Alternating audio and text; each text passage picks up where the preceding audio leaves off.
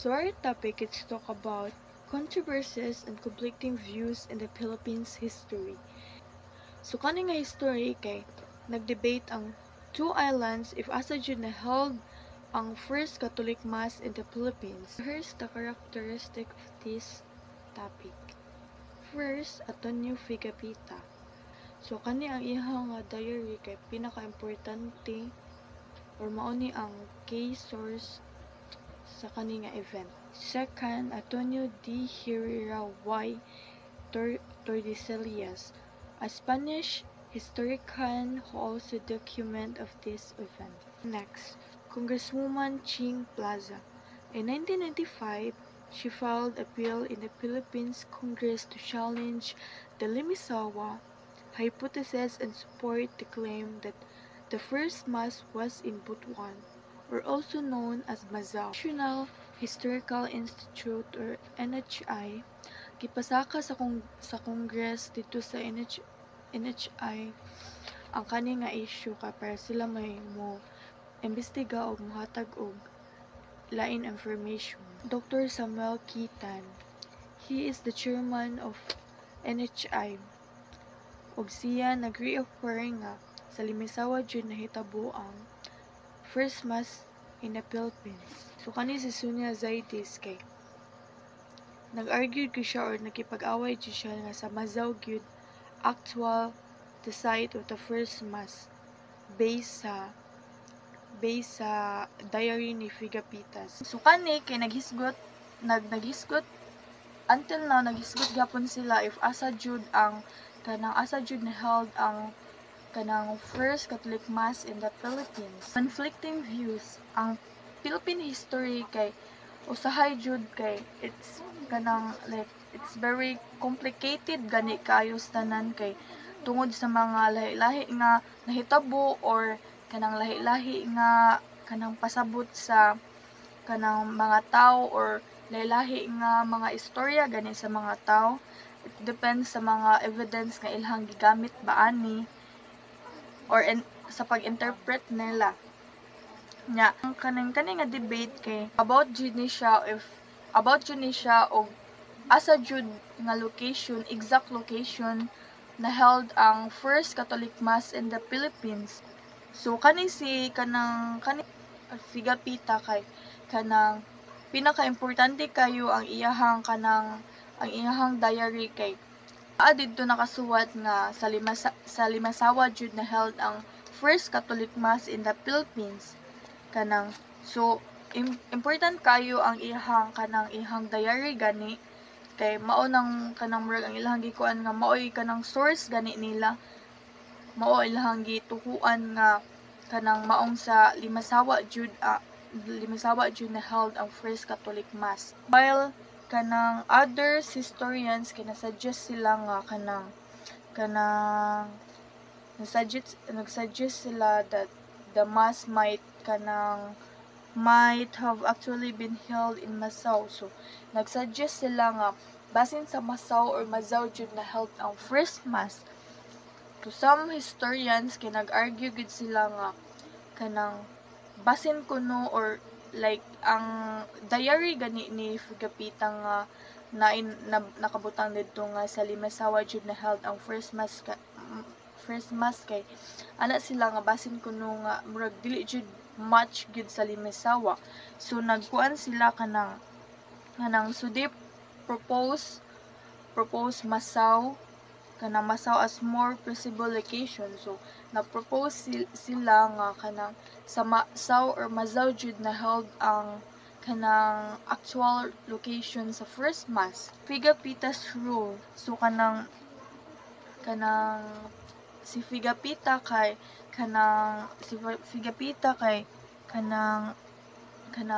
pinaka-importante kaayo nga as historian. So pinaka-importante kay siya kay siya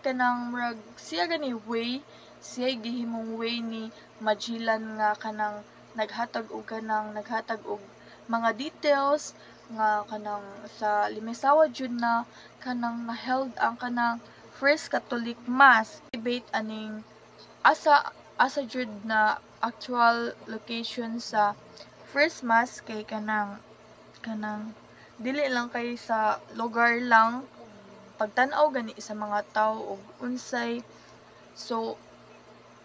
paglantaw ana nga tao or pag-interpret ana sa mga lain-lain nga kanang pamaagi.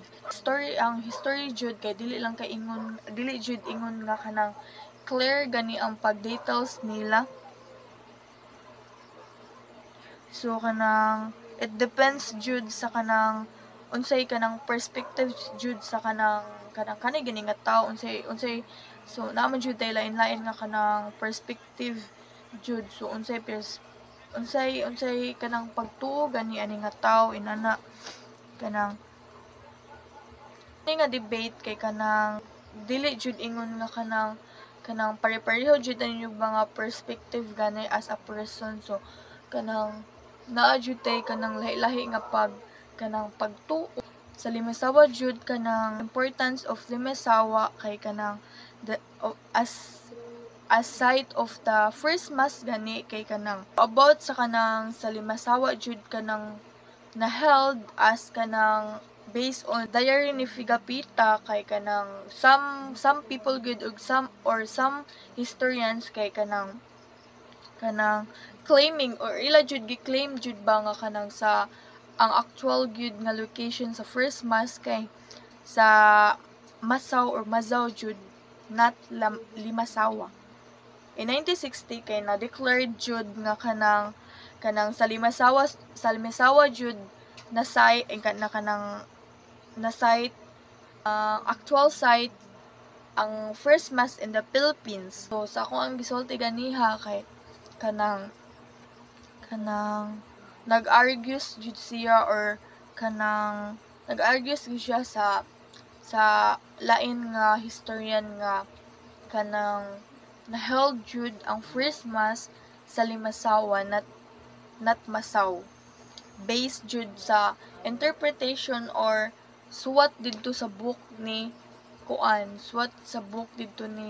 tungod sa gibuhat sa NHI or National Historical Institute kay kanang tungod sa ilahang gibuhat nga balaod kay kanang balaod about sa ang ilahang manggituan nga sa Masaw gyud or sa Mazaw jud na held ang kanang first mass kay kanang mauna ang gitutukan sa mga nga dako nga issue. The first site of the first mass, Limasaw Island, Southern Leyte, the most famous Limasaw Island as the town in the Southern Leyte, which the Philippine government recognized site of the first mass. So, Limasaw Island kung adto giila o gihin mo ang unang misa sa Pilipinas. Giila kini sa gobyerno sa simbahang Romano Katoliko. Furthermore, the Embassy of Spain recognized Limasaw as the site of the Magellan land posts. They also sent Galileo and Andalusia to visit Masin City for the finding Limasaw about 3 hours. So, nagpadala ang Armada sa Espanya o Barco Galileo, Andalusia, bisita sa Masin City sulod sa 5 ka adlaw o 3 ka oras. The Embassy of Portugal in Metro Manila recognized Limasaw as the Mazawa, which Figapita wrote about as the island where Magellan in his book observed the first mass on Easter or introduced Christianity to the island inhabitants. So, ang tuwan ko no,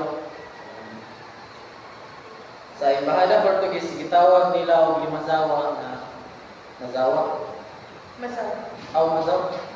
Ang isla ang ipulagway ni Figapita, diin si Magellan nagiyang tao sa ulog sa misa sa Pasko sa Cotabaño. So, ang sulod sa ikaduha sa fourth site of the first mass kay about sa landinganan ni Magellan. Ang landing site sa Magellan sa Pilipinas kay usa ka topic sa debate. Uban sa mga lokal nga nag-claim sa Mazawa, Butuan City as the site. They even argue that Mazawa had necessary attractions Pero ang mga inconsistencies kay napatungha sila og mga pagduduha. Ang nasipit 25 km west mao jud na siya ang aktwal nga dungguanan, pero si Magellan nangita og mas dakong isla. Ang contradiction between Mazuwa's abundance ug panginahanglan sa probisyon sa Cebu nakahatag og daghan pa nga pagduduha. Probutuan proponents cite Pigafetta's logbook ug ang pagkadiskubre sa usa ka antique or balanghay isip ebidensya. Bisan pa ang mga kontra nga argumento suggested Magellan nga mahimong molawig sa Surigao ug ang iyang ekspedisyon nangitag mga valuable items nga mao hinungdan nga dili nila malimtan ang bulawang sa Surigao. Ang pag-research ni Jesus included na sa paglanding ni Magellan sa Mazua nga nag-emphasize sa significance sa mga Pilipino, especially sa mga Katoliko. But kaning nga emphasis has distorted the historical views. And also, gibaliwala sa mga eksperto ang unwritten history of Portuguese colonization sa Mindanao sa wala pa maabot si Magellan. Ang mga Portuguese nga navigators explored the Mindanao from 1520 to 1565 nga mahimong mo'y nagkandak sa first mass sa Southern Philippines. Ang mga Portuguese nakahibaw sa destinasyon ni Magellan sa mga barko ug makapugong unta niya sa pag-abot ngadto sa Molucca. Since Mindanao was a Portuguese colony, si Magellan ug ang iyang mga tao dakpon unta kung nidunggo sila didto. Ang mga inconsistencies o counter-arguments ang patunghag daghan pa nga pagduduha bahin sa pagkabalido sa pag-claim nga nagpasiugda nga sa panginahanglan sa alang sa usa ka noun sa pagsabot sa kontekstyon sa history. Mazua in Butuan City, Agusan del Norte, mao ang proposed landing site ni Ferdinand Magellan. Ang mga proponents nga tarungan nga ang Mazua na kinahanglan nga mga resources, including na ang anchorage, rice field, golds, ug mga artifacts. However, gipoint out ni sa mga kritiko. First is, ang baybayon daw ni Mazua kay mabawra kaayo para sa navigation sa barko. Second is, kung ang Mazua daghan og mga resources, nganong ang mga tao ni Magellan nangita man sa laing lugar. The presence of Portuguese explorers sa Mindanao sa wala pa ang pag-abot ni Magellan nangutana sa validity about ani nga history. And ang duha ka rahas sa Mazua ug Butuan nag-volunteer isip piloto sa Magellan para makakuha og provisions sa Cebu nga nag-indicate nga ang Mazua walay sufficient resources. Pero bisan pa ani nga mga pagsuway, ang mga researchers apil si Jesus nga nag-conclude nga si Magellan nilanding sa Mazua. Ang debate nagpadayon ra gihapon. Ang uban nga tarungan nga the first mast on Easter in Mazua is meaningless and worthless gikan sa biblical nga panglantaw. Gibaliwala po di ito sa mga eksperto sa Mazua Butuan ang historical fact nga ang mga Portuguese navigators explored and colonized Mindanao from 1520 to 1565 preceding Magellan's expedition. This Portuguese presence suggests nga sila siguro ang nagkandak sa first mass sa Southern Philippines. 3. Hamunon Island is in Samar.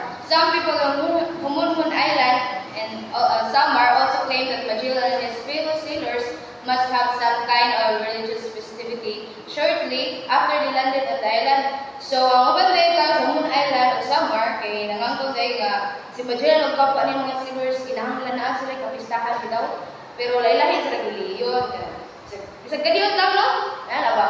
Bisag kadiyot lang nga kapistahan nga paghuman nila niabot sa isla. So, Magellan troops had a terrible experience after they landed at Guam, which they called Las Islas de los Ladrones, the island of thieves. So, mga barkada na ni Magellan no, kaya naman sila yung na bad experience ito sa kanang island bitaw nga abot nila sa Guam, gitawag nga isla nga kawatan. Isla nga kawatan. So, according to the group supporting the first mass, and Magellan and his sailors had amassed in the island to thank God for their safe trip from Guam in the vast Pacific Ocean. So, moto, nagkayusa ang mga nandaragat o mga tao bitaw, mga natin. Nagsabot sila nga magkuhan sila sa unang nga misa sa isla nga nagpasalamat sila nga safe ilang pagabot sa Guam o kanang pag-agi nila sa kanang malawak nga karagatan nga gitawag sa Pacific Ocean. Pigapita did not exactly say that it was their first mass. He only reported that a mass was celebrated on Easter Sunday in Mazao Island. Attorney Mendiola composed in his paper that the mass in Honolulu Island on the 19th day of March 1551 was the first one celebrated in the Philippines. Not one at Limasawa or Mazao on the 30th of that month. Any passage or statements to the contrary. So dili dia eksaktong sulti ni pigapita sa unang mesa nila. Sulti lang siya nga na mesa sa una Easter Sunday sa Mazao Island. So si Attorney Mendiola gitapos yung kuan bang sa iyong papel nga katong mesa sa isla sa muna sa ika-19 na katong adlaw sa Marso 1521. So mao day ang gisaulog sa Pilipinas. In our history books would be unsustainable under present historiography. So, sa ato day, sa history, no, dili siya mapalayo sa ubos sa presenting historiography. The historian Agoncillo write that it was through this trip that the European first learned of the existence of the Philippines and also proved that the earth was round. So sa suwat ni historian Agoncillo nga ang European di ay mao unang nakadiscover sa Pilipinas. Kaya siya pud ang nakapamatuod nga circle na kalibutan. Pigapita wrote that their senior was an old man who was painted. He wore the two gold armlets under arms and kerchiefs about their heads. They have very black hair that falls to the west and use diggered knife and spears ornamented with both large shells and pasins, cinjabalens, and fishing nets that resemble Rizali and their boats are like ours. So, isuwat tayo ni Pigapita nga ang ilang seniors kay tiguang daw niya. Laki nga na yung mga pintang ng tibong lawas bitaw. Nato siya yung mga pangsuot yung mga gold dili sa arm. Sa ugat tibok niya lawas yung mga kanang gold din. Ang iyang sang buhok kay black na taas. Black na taas niya. Nato siya yung mga gamit na kutsilyo, sundang, din nato sila yung kanang sibot bitaw, outlet. Sa inyong panagat bayan natin. Kilasin pang-boot kay pareha sa ato. Maba Island Plain Search, Surigao del Norte, finally under groups of people in northeastern Mindanao, claimed that Magellan expedition actually had the first mass in Mahaba Island and Surigao del Norte. The location of the mass was continuous. Originally, it was through to be in the island of Limasawa and Leyte, but other historians argue that mistranslation resulted to the error and that the place should be Butuan, the place where the Golden Tower was also discovered. That issue reached the Congress, which in 1996 directed the National Historical Institute to recommend a historical blending. The panel was composed of several historians, some of which become a professor in UP Diliman Department of History. The panel and the NHI reaffirmed in 1998 that the place is Limasawa, but the controversy is still alive